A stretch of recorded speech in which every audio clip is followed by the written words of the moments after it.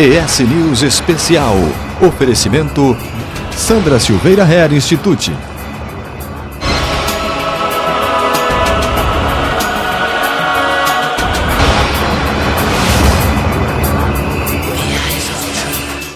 O ES News Especial está começando e você vai ver em destaque. Sobe o número de pessoas mortas pelas chuvas no Espírito Santo. Solidariedade faz a diferença para desalojados e desabrigados após as chuvas.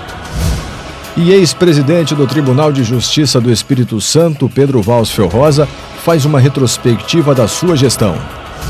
Agora, no ES News Especial.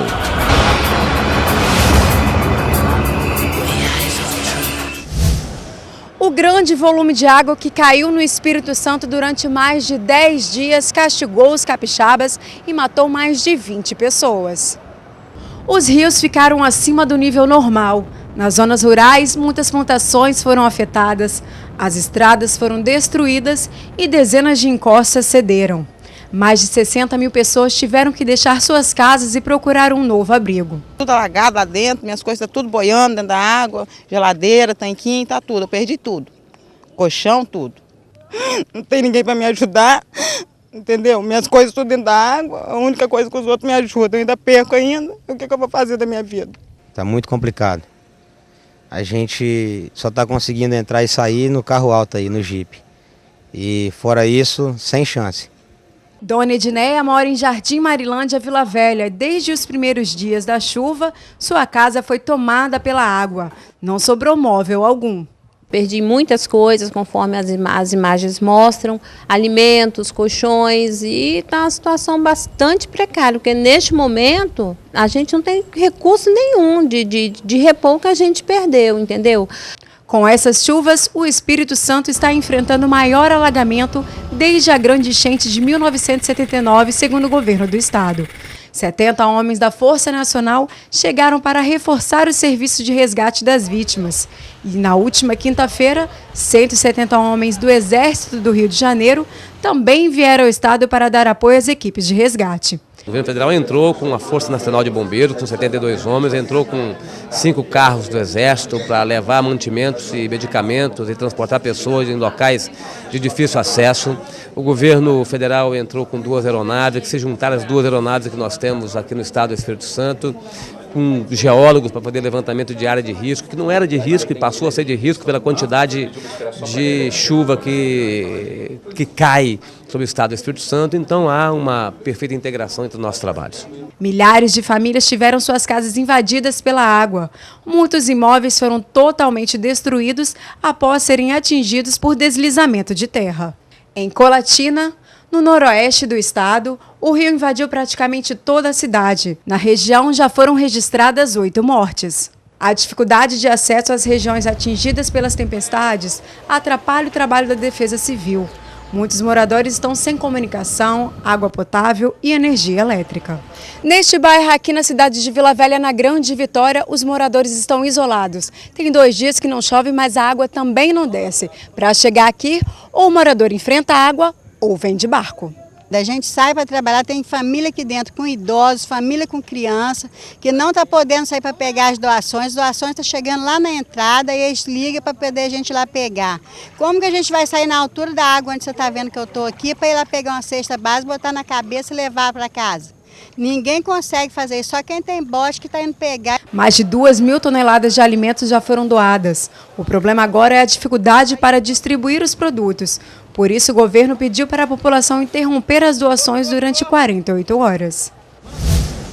Hoje o ES News faz uma retrospectiva do último ano em que o desembargador Pedro Walsfel Rosa esteve à frente da presidência do Tribunal de Justiça do Espírito Santo. Seja bem-vindo ao ES News, presidente.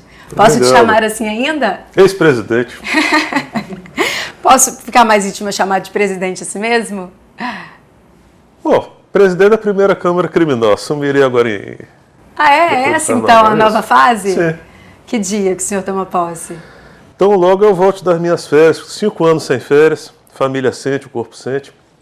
Eu acho que depois do carnaval já assumirei a presidência da primeira Câmara Criminal.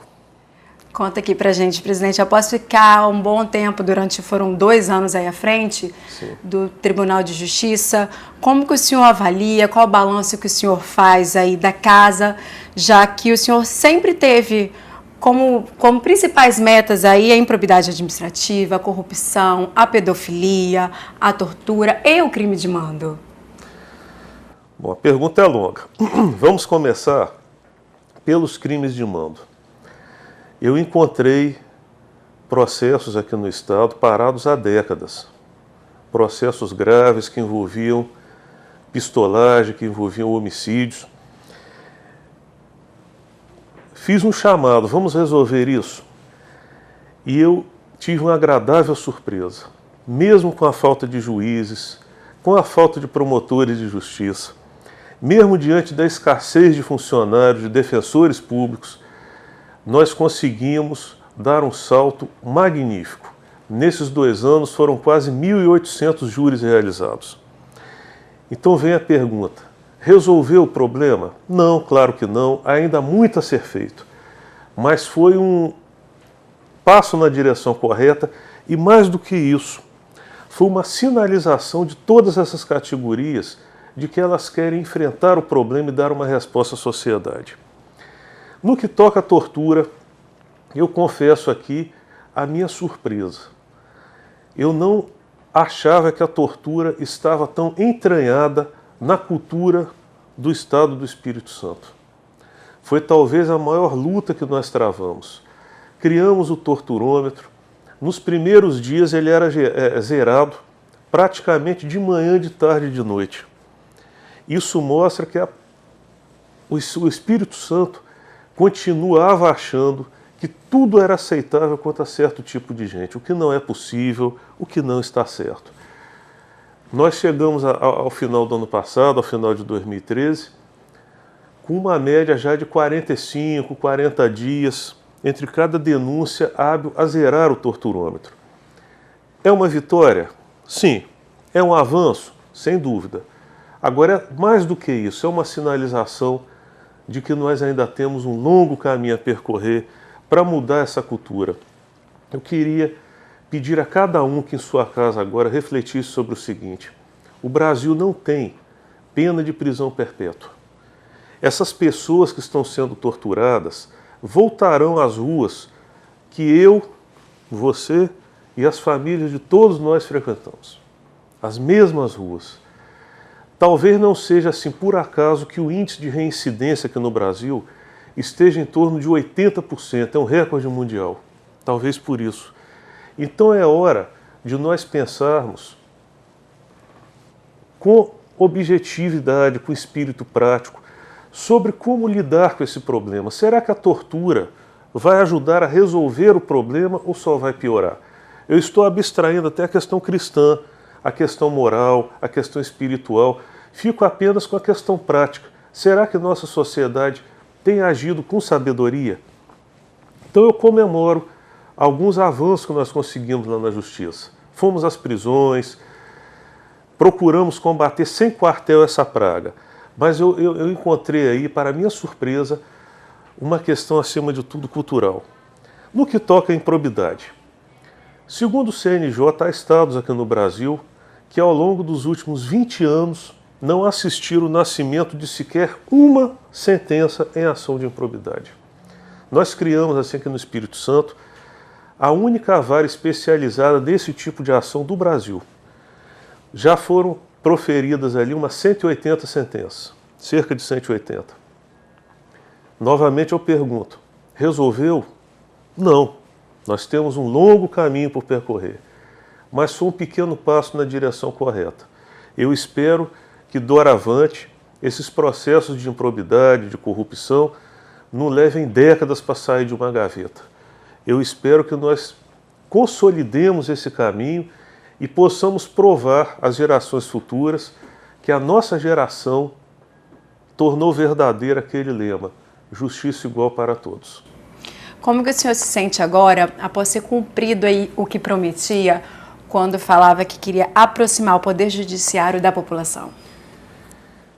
Veja bem, aproximar o Poder Judiciário da população é uma tarefa que consome não um mandato, nem 2, nem 3. É tarefa talvez para uma geração.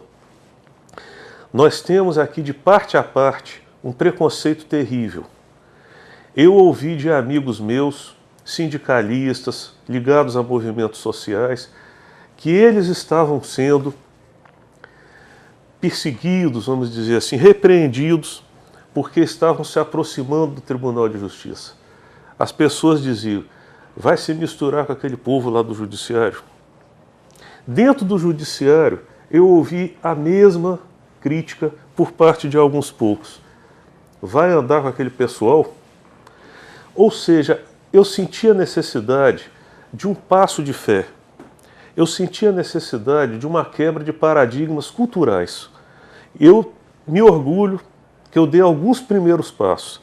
Agora, a concretização disso, a finalização desse processo, talvez eu não tenha tempo de assistir enquanto ser humano. Mas esses primeiros passos têm que ser dados. Não custa lembrar que nós vivemos em um mesmo barco. A rua frequentada pelo juiz é a mesma rua frequentada pelo preso, é a mesma rua frequentada pelo cidadão comum, é a mesma rua frequentada por cada um de nós. Então, esses problemas têm que ser discutidos de uma forma aberta, desarmada, principalmente desarmada, sem preconceitos de parte a parte. Eu tenho visto o judiciário passar por reformas muito aquém das que seriam desejáveis, algumas até que têm piorado a instituição. Tem piorado. E isso tudo porque não há o diálogo aberto entre os juízes e a população, entre os juízes e a sociedade civil organizada. Presidente, no início de dezembro, o senhor recebeu um prêmio em Brasília pela implantação do botão do pânico. Mas o Espírito Santo ainda é um dos estados com maior índice de violência doméstica no Brasil inteiro. Como que o senhor avalia aí esse tempo de execução do botão do pânico? Bom, esse prêmio foi, acima de tudo, uma palavra de estímulo para toda uma equipe que buscou inovar. Ao contrário do que as pessoas pensam, inovar é algo muito difícil, porque envolve riscos. Um projeto pode dar certo ou pode dar errado. Então, quando a gente fala em inovar, já encontra desde logo a oposição cultural do meio no qual vivemos. Há um jornalista francês, autor de uma frase maravilhosa sobre isso, o nome dele é Émile de Girardin, e dizia o mesmo: todos falam de progresso, mas ninguém sai da rotina. Então esse prêmio foi um incentivo àqueles que saíram da rotina. Por exemplo, o secretário municipal Marcelo Nolasco e o prefeito Luciano Rezende correram um risco. Porque se o projeto tivesse dado errado, eles teriam tido um prejuízo até a nível político. Correram um risco. Cada um de nós, a juíza Hermínia, que foi às ruas defender essa bandeira, correu um risco. Se tivesse dado errado, teria ficado numa situação desconfortável, porque a nossa sociedade não perdoa o fracasso da inovação, não perdoa. Então, sob esse aspecto, foi uma palavra de estímulo preciosa. Com relação ao problema em si, a humanidade já foi à Lua, quer ir a Marte, mas ainda assiste 1/3 de suas mulheres passando a vida entre tabefes, socos e pontapés ao redor do mundo. Esse é um índice praticamente linear ao redor de todo o planeta. No Espírito Santo, nós conseguimos a pouco honrosa classificação de primeiro lugar no Brasil. Um estado que quer atrair investimentos, que quer se firmar como um polo de desenvolvimento, não pode conviver jamais com um título desse. O botão do pânico, assim, é uma iniciativa que até que tem dado certo. Nós confiamos em que os índices de violência doméstica aqui em Vitória, segundo as informações que nós temos dos cartórios, está caindo de uma forma vertiginosa. Eu faço a minha profissão de fé de que dentro em breve esse botão do pânico será expandido e nós deixaremos essa pouca honrosa primeira colocação de violência contra a mulher. Eu, inclusive, confesso aqui um dos meus grandes fracassos à frente do Tribunal de Justiça. Eu gostaria imensamente de ter levado a cada município do interior uma estrutura melhor que atendesse a mulher vítima de violência doméstica. Foi uma das poucas coisas que eu não consegui realizar e que me dói muito no coração. Eu gostaria de ter feito isso. Eu fico doente, eu fico triste, me magoa saber que no interior essas mulheres estão sendo vítimas de violência e não têm onde reclamar, com eficiência, com qualidade técnica. Acabam retornando para suas casas, humilhadas, de cabeça baixa, reiniciando um ciclo de sofrimento. Eu espero que o Espírito Santo se conscientize para essa realidade e passe a enfrentar de uma forma ainda mais aguda, ainda mais intensa, esse problema que nos envergonha a todos, enquanto seres humanos. Mudando de assunto um pouquinho, presidente, recentemente o senhor aí lançou um livro que se chama Crônicas de um Mundo Louco. Como que é o Pedro Valsfeld Rosa, escritor? Voltaire dizia que um dos grandes consolos da vida é falar o que se pensa. Eu cheguei à conclusão, através de um hábito que eu tenho, que nós estamos vivendo em um mundo no qual o absurdo virou rotina. Eu tenho um hábito antigo que é o de ler jornais de diversos países do mundo, coleciono essas notícias, já tenho 40 mil delas arquivadas em meu banco de dados, e comecei a perceber algumas coisas. Seria normal que em um mundo tão rico, a cada 5 segundos morra uma criança de fome? Vamos fazer uma contagem aqui. 1, 2, 3, 4, 5. Morreu outra. Isso é normal. É normal que um país rico como o Brasil, a cada dia, morram 20 crianças por conta da falta de esgoto. São 600 por mês. Isso é normal. 600 crianças por mês são 6 aviões Boeing desses que pousam aqui no aeroporto de Vitória. Se 6 aviões desses caíssem em um único mês, haveria prisões, passeatas, inquéritos. E esses 6 aviões estão caindo, entra ano, sai ano, e ninguém fala nada. Isso é normal. Ou seja, a própria questão da violência doméstica é normal. 1/3 das mulheres no mundo apanharem. Então, resolvi escrever um pouco sobre isso de uma forma bem-humorada, de uma forma mais leve, mas deixando bem claro que nós estamos vivendo em um mundo louco. O absurdo virou a nossa rotina e nós não estamos tomando consciência disso.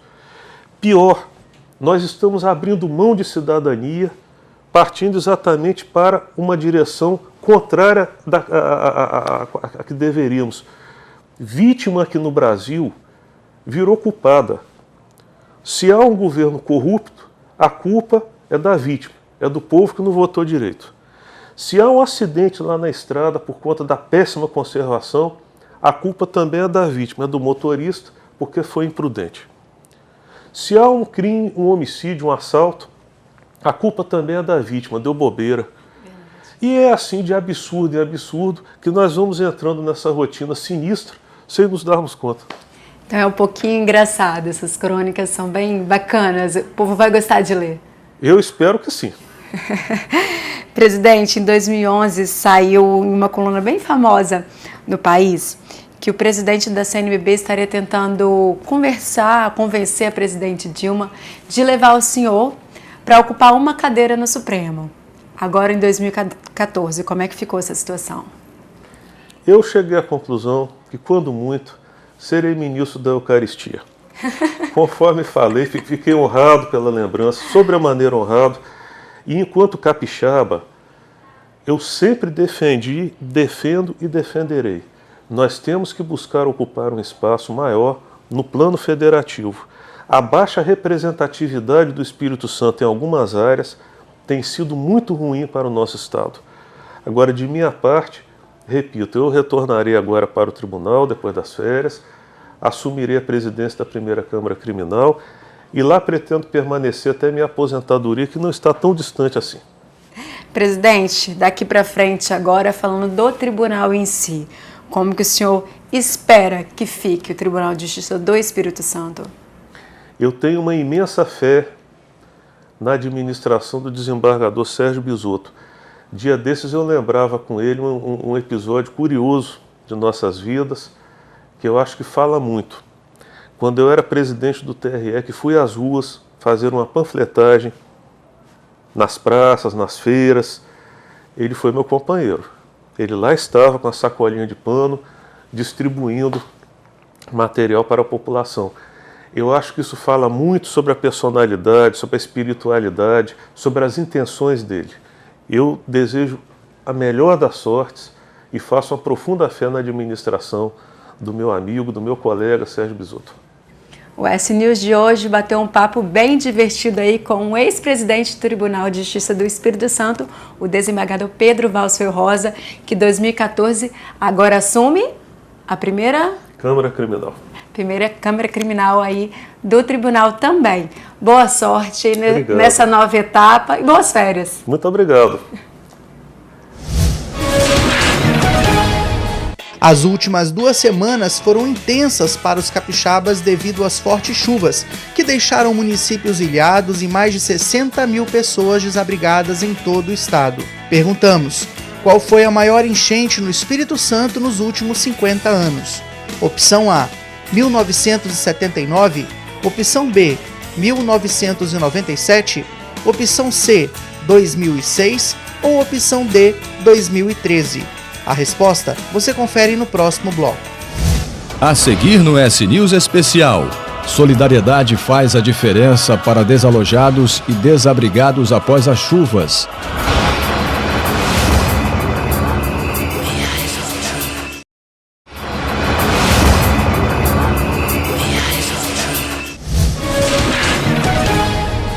Nós perguntamos qual foi a maior enchente no Espírito Santo nos últimos 50 anos. Acertou quem respondeu a letra D. As chuvas que ocorreram no mês de dezembro de 2013 superaram as enchentes do histórico capixaba, de acordo com o INCAPé. Desde o início deste mês, o volume de chuva já superou 700 milímetros de água. Um cordão de solidariedade. As 2 tendas montadas nessa praça em Vitória se encheram de roupas, brinquedos e água. Crianças e idosos, todos vieram voluntários para ajudar as mais de 40 mil pessoas que perderam casas, roupas e eletrodomésticos às vésperas do Natal. Em meio a tanta tristeza, uma mobilização impressionante. Mesmo debaixo de muita chuva, de mão em mão, as doações não param de chegar. Eu vim hoje de manhã, minha esposa veio anteontem, minhas irmãs vieram ontem. A família e os amigos estão se revezando para a gente dar sempre uma força aqui, as pessoas estão precisando hoje. As pilhas de mantimento se desfazem rapidamente. Os voluntários têm pressa em levar tudo para os caminhões. Quando eles ficam cheios, as doações seguem para o interior do estado. As carretas são de empresas que não estão cobrando pelo transporte. Mais de 1.000 toneladas de alimentos já foram distribuídas pelo estado. 6 de cada 10 municípios sofrem com os estragos provocados pela chuva. A presidente Dilma Rousseff sobrevoou algumas dessas áreas na véspera do Natal. Depois, reuniu-se com o governador Renato Casagrande. O governo federal já enviou kits de emergência, 2 helicópteros e veículos de carga, além de 80 homens da Força Nacional. A solidariedade do povo capixaba diante de um evento dessa magnitude, né? Que deve ser algo que nós tenhamos de comemorar nesse Natal.